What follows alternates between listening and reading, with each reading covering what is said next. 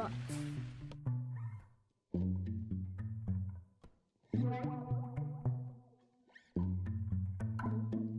If you're looking for parts for this laptop, go to our website and use this coupon for a 5% off discount.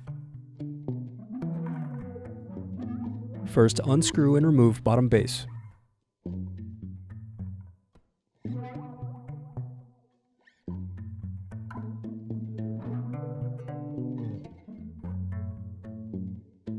Then unplug battery connector. Now unscrew and remove battery. Now unscrew and remove wireless bracket. Then disconnect antenna cables and remove wireless card. Next, disconnect cables from circuit board.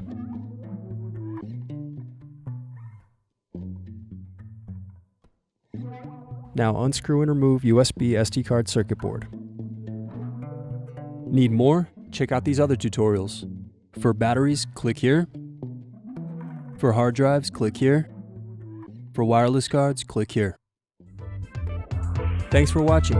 If you enjoyed this tutorial, give this video a like and subscribe to our YouTube channel. Check the video description below for links to written tutorials and replacement parts.